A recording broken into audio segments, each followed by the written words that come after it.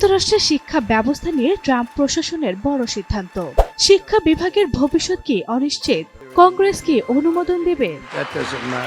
President Donald Trump বৃহস্পতিবার একটি নির্বাহী আদেশে স্বাক্ষর করেছেন, যার মাধ্যমে যুক্তরাষ্ট্রের শিক্ষা বিভাগ বন্ধ করার লক্ষ্যে কার্যক্রম শুরু হয়েছে। তার প্রশাসনের দাবি, শিক্ষা বিভাগের ক্ষমতা রাজ্য ও স্থানীয় সরকারের হাতে ফিরিয়ে দেয়াই এই সিদ্ধান্তের মূল উদ্দেশ্য। ট্রাম্প বলছেন, আমরা চাই শিক্ষা ব্যবস্থা নিয়ন্ত্রণ স্থানীয় সরকার এবং জনগণের হাতে ফিরিয়ে দিতে।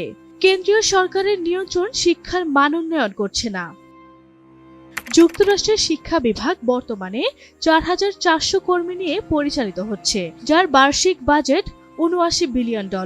এই বিভাগ স্কুলগুলোর জন্য ফেডারেল তহবিল বিতরণ, ছাত্রদের ঋণ ব্যবস্থাপনা এবং উচ্চশিক্ষার মানদণ্ড নির্ধারণের মতো গুরুত্বপূর্ণ দায়িত্ব পালন করে। এই ঈদে জামা জুতো অ্যাক্সেসরিজের ডিসকাউন্ট।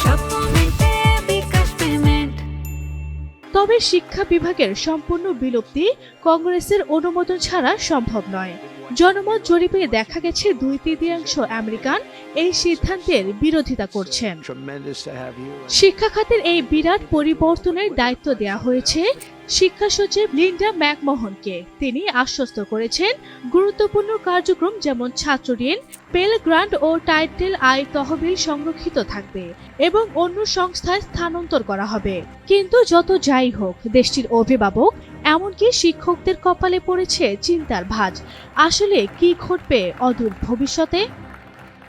যদিও ট্রাম্প প্রশাসনের দাবি, শিক্ষা খাতের এই পরিবর্তন ফেডারেল সরকারের আকার হ্রাস এবং স্থানীয় রাজ্যগুলোর ক্ষমতা বাড়ানোর চেষ্টা, কিন্তু এর ফলে শিক্ষা খাতে কি ধরনের প্রভাব পড়বে তা নিয়ে চলছে তুমুল বিতর্ক।